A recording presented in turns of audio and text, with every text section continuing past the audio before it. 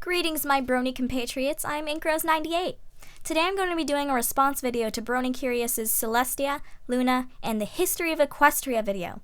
While I agree with him on most of his points, there are some things I want to correct, as well as add according to my own personal headcanon. His video is totally correct if you're going into it with his headcanon theories. This video, however, is based upon my own theories. No hate on BronyCurious' headcanons is intended.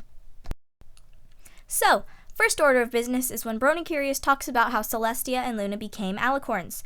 However, Lauren said during a Q&A tweeting session that in her mind, Celestia and Luna had been born alicorns. They didn't become alicorns like Twilight and Cadence.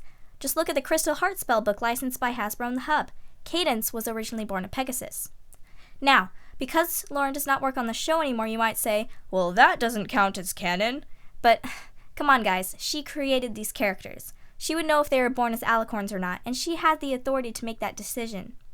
Because BronyCurious thought that Tia and Lulu weren't born as alicorns, he was wondering why they were seemingly immortal while Cadence and Twilight are not. Because of Lauren's tweet, this question is easily cleared up. Tia and Lulu are a different kind of alicorn.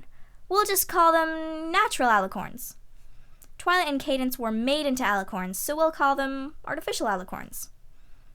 Now, anyway, while Celestia and Luna probably have the abilities of all three species of pony, including Earth, as well as naturally born amazing magical powers, in the show it seems that Twilight just got a pair of wings, and Cadence only got a unicorn horn. We have no idea if their powers were upgraded, or if they became part Earth pony like Celestia and Luna are. Plus, we can see that they are not immortal, as explained by Megan McCarthy in a tweet, and by the way Cadence ages in the show. Gosh, Twitter is so helpful in resolving headcanon conflicts. Who knew? That about wraps up my views on the whole Celestia and Luna being different from Twilight and Cadence thing. Now it's time for the Betrayal of Luna headcanon story. Okay, so we know that Luna got jealous of Celestia and became Nightmare Moon, right? Well, yeah, and it makes sense too. But I always believed it was not just Luna's anger, but also something else that caused her to turn. And ding ding ding, I was right. In the IDW comics officially licensed by Hasbro, it says that these creatures called the Nightmare Forces took over Luna and fed on her jealousy and hate. Basically, Luna was very jealous, and the Nightmare Forces only made these emotions grow stronger, eventually convincing her to become one with them and turn into Nightmare Moon. The Forces did this to, what else? Take over Equestria. Now we're really getting into some headcanon territory here, so beware! After being taken over, Nightmare Moon faced Celestia and they battled. In my headcanon, Celestia actually won the first round and Nightmare Moon disappeared into the Everfree or some other place to gain more power. Celestia was gravely weakened, however, and did not have the strength to raise the sun, resulting in a long period of night shrouding the land. Meanwhile, Nightmare Moon gathered a bunch of bat ponies, the only species who truly understood her intentions and wanted eternal night, and formed an army. Celestia, on the other hoof, was trying to regain her control over the sun, as well as providing for her starving subjects, who were slowly withering away without the sun to warm them. Then Nightmare's army attacked Canterlot and ravaged the city, Nightmare Moon herself going after Celestia in the castle. Celestia tried her best to reason with Luna, pleading with her, but she could see that the Nightmare Forces had embedded themselves deep within the Princess of the Night. Celestia attempted to use the elements of harmony on Nightmare Moon to clear her of the forces, but because Celestia did not fully represent 3 of the elements, she was not able to. She knew the only way to redeem her sister was to seal her away in the moon until new bearers of the elements were found. Once Nightmare Moon was gone, Celestia hid the elements in the old castle she and her family used to live in, the castle of the Royal Pony Sisters. More of this will be explained later. Whew, that's a lot of headcanon to process. We still have some more, though, this time concerning the elements of harmony and their creation. The elements first came around because of a bunch of dangers that were plaguing Equestria after it was newly formed. Starswirl the Bearded got together with the leaders of Equestria, and they decided on a plan. The unicorns would provide 6 regular gems, and Starswirl would use his magic to enchant them, making weapons to attack these dangers.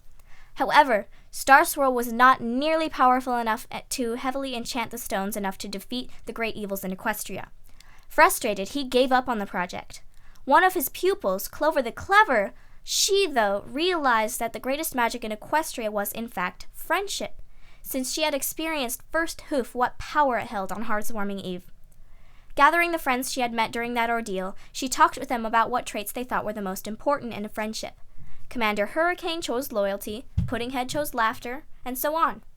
Clover asked her friends to pick some of the most generous, kind, humorous, etc. ponies in their tribes, and to bring them to her in a week. Her friends agreed, and over the course of 7 days, the tribe leaders chose their ponies. Once all 100 or so ponies were brought to Clover, she began her spell.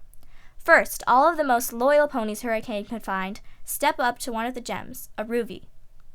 They concentrated on all the times they had stayed true to their friends, and Clover used her magic to channel these emotions into the ruby. The very essence of dependability was put into that gem.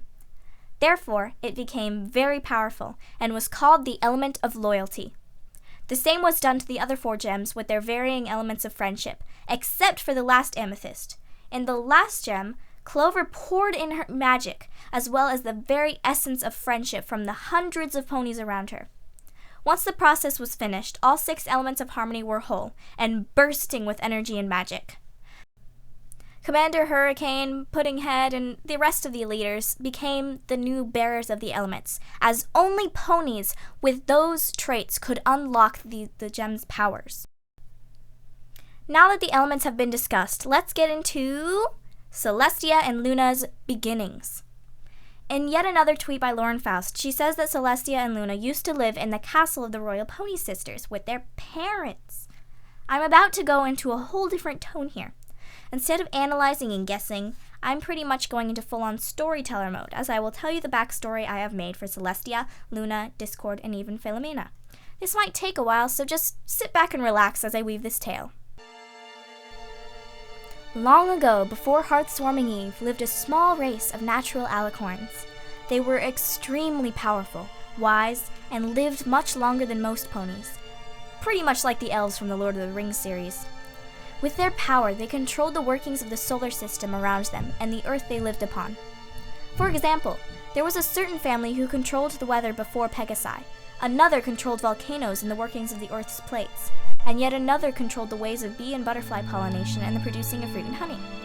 They were not gods by any means, however, and only did their part to keep the world in check. They were still flawed and did not control the universe itself, or create it. Now we get to Celestia and Luna's ancestors.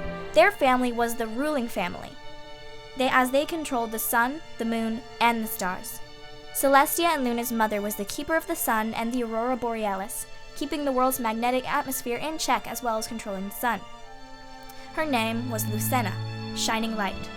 Their father was the bringer of the moon and the tiny stars, also controlling comet rotations and sometimes meteors. His name was Astrum, or star/constellation. They lived in a castle amidst a beautiful enchanted forest, in which some of the other alicorns lived. Most of the alicorns, however, lived in their own kingdoms and palaces around the globe, such as the crystal alicorns far in the north, and the honey kingdom filled with Pegasi able to pollinate in the west. Every alicorn knew one another, and as such the world was united and at peace for a long time. Celestia was born to Lucena and Astrum first, a beautiful filly with a flowing light pink mane. They named her after the heavens above them, a beautiful star to shine in their lives and bring joy. Luna came 5 years later, a tiny one colored with the shades of night. She was named for the moon, the largest light amongst the dark of night. She would be a symbol of hope amidst dark times. As the young fillies grew, their parents taught them all sorts of magic, as well as prepared them to take over their parents' jobs as bringers of the night and day. The sisters' lives were filled with joy and love. Every day they would explore the forest around them, sometimes joining their parents on diplomatic trips throughout the land. However, their joy would not last as long as they hoped. A dark shadow had begun to spread. A whole legion of chaos bringers brought their destruction upon the lands around the sisters. The 2 fillies, ages 5 and 10, were hidden within the confines of their castle while their parents and all of the other grown alicorns battled and fought against the chaotic menaces. Weeks later, their mother and father had not yet returned. Scared, the girls stayed within the castle, occasional rumbles and cracks resounding from far away, and stark blackness the only thing outside. When a baby phoenix flew into the castle a month after the girls had been shut in, they finally had the courage to step out into the world. The phoenix by their side, the sisters were shocked to see their world in ruins, and the sky nothing but inky black. The sun did rise again after a few hours. It rose shakily and slowly, as if being pulled by a breaking string. The remaining unicorns of the land were doing this, hundreds of them using all of their strength to lift it high and keep them warm after the long, brutal battle they had watched and cowered from. Their alicorns, their protectors, were dead, and so were the Chaos Bringers, ending the war. The ponies of the land migrated farther north and separated into 3 tribes. The poor earth ponies grew crops and shared them with the unicorns, who rose and set the sun and moon. Pegasi now controlled the weather, and in exchange also got food from the earth ponies. They forgot about the values of friendship they had used to hold so dear before the war, and began to hate each other and grow bitter. Meanwhile, Celestia and Luna roamed the land alone, searching for their parents, not knowing that they had perished. They had many small adventures of their own and faced a few dangers. They even came upon a strange, tiny creature in a forest who called himself a Draconicus. He said that his name was Discord, and that his mommy and daddy were missing, and he was looking for them. Empathizing with him, the fillies let him join their troop of parent searchers. After the events of Heartswarming Eve, and once the elements as well as Equestria were created, Celestia and Luna finally came upon the settlements of the Pegasi, unicorns, and earth ponies. Hiding among the shadows, they watched hundreds of unicorns gather in a large field and attempt to raise the sun as they struggled to do for a full year. Suddenly, one of the ponies collapsed, and then another. The rest of the unicorn's magic wavered. They were so tired of doing the job of an alicorn and could not stand it any longer. More and more fainted from exhaustion. Little Celestia could not bear to see this happen. Keeping in mind what her parents had taught her about magic, Celestia rushed forward out of the shadows and stood before the unicorns, using her magic to quickly shut off the spell they were using and stop them from straining themselves. The sun froze, its top just barely peeking over the horizon. Taking a deep breath, Celestia activated her great stores of magic, her horn glowing bright gold. The unicorns behind her gasped as the sun swiftly rose, being masterfully controlled by a mere filly. They became even more baffled as they spotted tiny wings on her back. After the sun had fully risen, a flash of light shone from the filly's flank. Celestia looked around to see her cutie mark appearing on it. A golden sun was imprinted there, the mark of her destiny. Luna and the tiny phoenix, whom they called Philomena, ran out to join Celestia as the mass of unicorns surrounded them. Discord, however, stayed behind, not eager to meet the ponies who knew of the way his parents and other Draconici had waged a war against them. The fillies were taken to the unicorn castle where the rulers of Equestria lived and worked. The rulers, including Princess Platinum, Commander Hurricane, Chancellor Puddinghead, Clover the Clever, Private Pansy, and Smart Cookie, questioned the fillies, asking them how in Equestria they were alicorns, and how the White One had risen the sun. Starswirl the Bearded had also attended this interrogation, but he mostly sat in silence, looking at the fillies intently.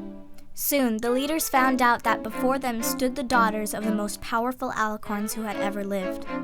The fillies were immediately taken in by the leaders, knowing that the fillies were next in the royal line. And so the girls were raised within the mountain castle of Equestria, the city built around it becoming known as the capital of the country, Canterlot.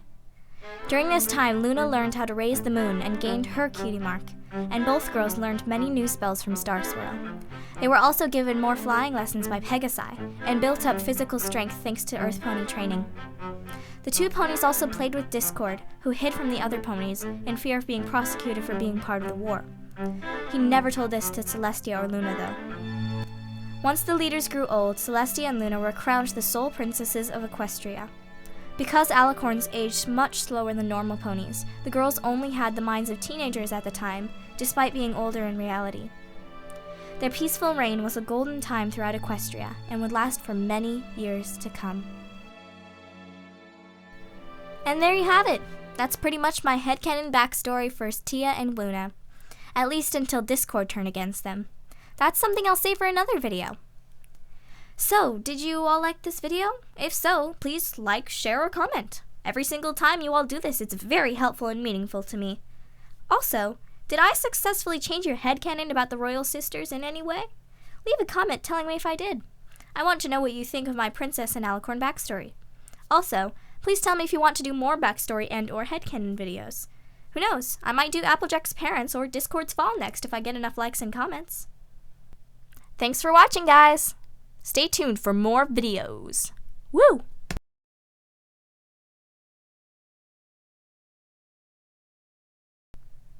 You've come such a long, long way, and I've watched you from that very first day, to see how you might grow, to see what you might do, to see what you've been through, and all the ways you've made me proud of you. It's time now for a new change to come. You've grown up and your new life has begun, to go where you will go, to see what you will see, to find what you will be, for it's time for you to fulfill your destiny.